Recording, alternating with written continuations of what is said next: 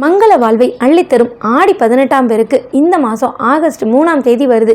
சனிக்கிழமை வருது. சனிக்கிழமை நாம் என்ன செஞ்சாலும் அது இரட்டிப்பான பலனை தரும். நல்லதாக இருந்தாலும் சரி, கெட்டதாக இருந்தாலும் சரி, இரட்டிப்பு பலன் கிடைக்கும். அந்த நன்னாளில் ஆடி 18ஆம் பேருக்கு வர்றது ரொம்ப அற்புதம். ஆடி 18ஆம் பேருக்கு அன்னைக்கு நாம் என்ன வேணாலும் புதிய விஷயம் ஆரம்பிக்கலாம். பொதுவாக ஆடி மாதத்தில் எந்த நல்ல காரியமும் செய்ய மாட்டாங்க. இறை வழிபாடுக்காக அப்படின்னு மட்டும் வச்சிருக்கிற மாதம் அது. ஆனால் ஆடி 18ஆம் பேருக்கு அது விதிவிலக்கு. அன்னைக்கு நீங்க தங்க நகைகள் வாங்கலாம், வீடு தொடங்கலாம், புது வாகன அமைப்புகள் வாங்கலாம். என்ன ஒரு நல்ல காரியம் செஞ்சாலும் அதற்கு பலன் பன்மடங்காக பெருகும். சரி, இந்த நாள் யாருக்கெல்லாம் நல்ல நாள், யார் என்ன செய்யணும், பெண்கள் இந்த நாளில் செய்யக்கூடிய முக்கியமான விஷயம் என்ன அப்படின்னு பார்க்கலாம். பெண்கள், திருமணமான பெண்கள் அவங்களுடைய மஞ்சள் கயிறை இன்னைக்கு மாற்றுவாங்க. அதாவது தாலி கயிற்றை மாற்றி புது கயிறு போட்டுக்குவாங்க. அவங்களுக்கு மாங்கல்ய பலம் கிடைக்கும்.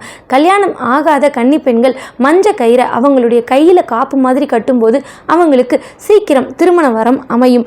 அதே நேரத்தில் விவசாயிகள் காவிரி அன்னையை தெய்வமாக நினைத்து அன்னைக்கு எங்களுடைய உழவு தொழில் ரொம்ப சிறப்பாக வரணும், மழை பெய்து என்னாலும் எங்களுக்கு தண்ணி கிடைக்கணும் அப்படின்னு காவிரி அன்னையை வணங்கி புனித தெய்வமாக நினைத்து அன்னைக்கு வழிபடக்கூடிய நாள். சூரிய பகவான் அன்னைக்கு தான் தென் திசையை நோக்கி பயணமாகக்கூடிய நாள். அதனால தான் ஆடிப்பட்டம் தேடி விதைன்னு சொன்னாங்க. சரி, இந்த ஆடி 18ஆம் பெருக்கில் காவிரி கரையோர இருக்கிற மக்கள் என்ன செய்யலாம் அப்படின்னு கேட்டிங்கன்னா, காவிரி நதிக்கரையோரமாக போய் அன்னைக்கு மஞ்சள், குங்குமம், மலர்கள், வஸ்திரம் இது எல்லாத்தையும் காவிரி அன்னையை நினச்சி வணங்கி அப்படியே தண்ணியில் விட்டுருங்க. அதுக்கப்புறம் புதுமண தம்பதிகள் அவங்களுடைய மஞ்சள் கயிறை மாற்றிக்கலாம். அன்னைக்கு மாற்றி பக்கத்தில் கணவன் இருந்தார் அப்படின்னா அவர் கையால் போட்டுக்கோங்க. இல்லை பெரியவங்க, அம்மா, அத்தை யாராவது இருந்தாங்கன்னா அவங்க கைகளால் நீங்கள் போட்டுக்கலாம். இதுவே திருமணம் ஆகாத பெண்கள் காவிரி கரையோரத்தில் இருக்கிறவங்க காவிரி அம்மனை வேண்டிக்கிட்டு நீங்கள் கையில் மஞ்சள் காப்பா அதை கட்டும்போது சீக்கிரமே நல்ல வரன் அமையும். சரி, இது காவிரி கரையோர இருக்கிற மக்கள் கொண்டாட வேண்டியது. எங்கள் வீட்டை சுற்றி நதியோ ஆறோ எதுவுமே இல்லை. நாங்கள் என்ன பண்ணுறது, எந்த நேரத்தில் வீட்டில் நாங்கள் கயிறு மாற்றலாம், எல்லாரும் மாற்றணுமா, இப்போ தான் நான் மாற்றினேன் அப்படின்றவங்க உங்களுடைய மஞ்சள் கயிறு கழுத்தில் இருக்கிறது எந்த தரத்தில் இருக்குன்னு பாருங்கள். கட்டாயம் மாற்றணும் அப்படின்னா தாராளமாக மாற்றலாம். சனிக்கிழமை மாற்றலாமா அப்படின்னு கேட்டிங்கன்னா, ஆடி 18ஆம் பெருக்குக்கு நாளும் கிடையாது, கிழமையும் கிடையாது. அந்த 18ஆம் பெருக்கு அப்படின்றதான் நமக்கு முக்கியம். அதனால் தாராளமாக நீங்கள் சனிக்கிழமை மாற்றலாம். மாற்ற வேண்டிய நேரம்னு பார்த்தீங்கன்னா காலையில் 7:45 8:45 இல்லை 10:45 11:45 காலையில் இந்த நல்ல நேரம். 12 மணிக்கு அப்புறமா நல்ல நேரம் இருக்குது. ஆனால் நம்ம மாற்ற வேண்டாம். எதையுமே உச்சிக்கு முன்னாடி செய்கிறது ரொம்ப உத்தமமான விஷயம். சரி, இப்போ 6 நதிகள் எங்கள் வீட்டை சுற்றி இல்லை, நாங்கள் எப்படி கும்பிடுறது அப்படின்னு கேட்டிங்கன்னா, எல்லார் வீட்லேயும் அம்பாள் படம் இருக்கும். வழக்கம் போல் நீங்கள் பூஜைக்கு தயார்படுத்துகிற மாதிரி அம்பாளை சுத்தப்படுத்தி அலங்கரித்து சந்தன போட்டு குங்குமம் வச்சு பூக்களால் நல்லா அலங்காரம் பண்ணிடுங்க.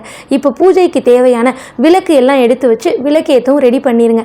அதுக்கு முன்னாடி உங்கள் வீட்டில் குடம் இருக்கும். நிறை கூட இருந்து செம்பு நிறைய தழும்ப தண்ணி எடுத்து மஞ்சள் கிழங்கு இருக்கிறவங்க அரைச்சி அந்த கிழங்கு மஞ்சள் அதில் சேர்த்துக்கோங்க.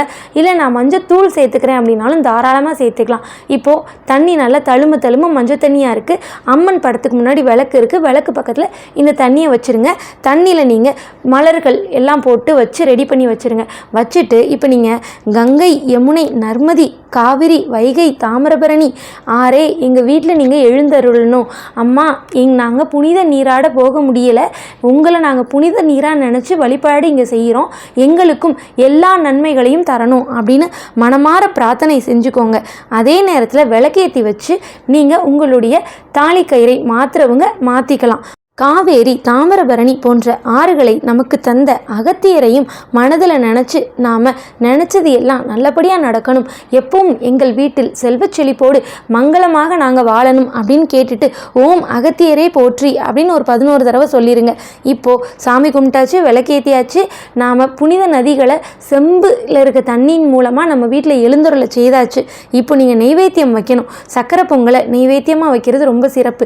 ஏன்னா நல்ல நாளில் சாமிக்கு இனிப்பு வைக்கிறது நம்ம வீட்டையும் ரொம்ப இனிப்பாக நல்ல விதமாக பார்க்கும்.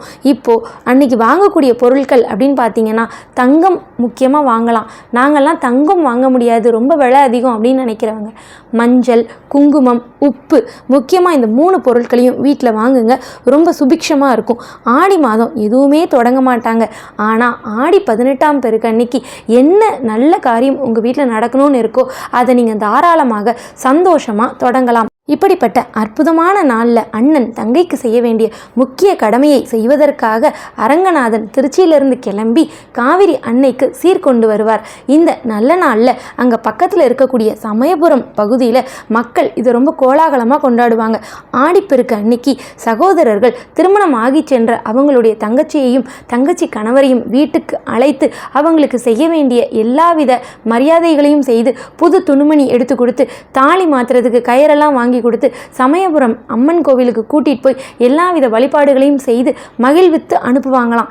இதே மாதிரி அரங்கநாதன் தன்னுடைய தங்கச்சியான காவிரி அன்னையை மகிழ்விக்கும் பொருட்டு அவர் கிளம்பி வந்து அங்க இருக்கிற காவிரி கரை மண்டபத்தில் உட்கார்ந்திருப்பாரு. அந்த மண்டபத்தில் அரங்கநாதனுக்கு திருமஞ்சன சேவை நடக்கும். இதுக்கப்புறம் மாலை வரை அவர் அங்கிருந்து தான் மக்களுக்கு காட்சி தருவார். அவர் தன்னுடைய தங்கை காவிரிக்கு சீதனமாக கொண்டு வந்த பட்டு, தாலி பொட்டு, மஞ்சள் உள்ளிட்ட எல்லா மங்கள பொருட்களும் காவிரி ஆற்றில் மிதக்க விடுவாங்க. இந்த நாளில் எல்லோரும் சந்தோஷமாக இருந்து இறைவனை வழிபடுவோம்.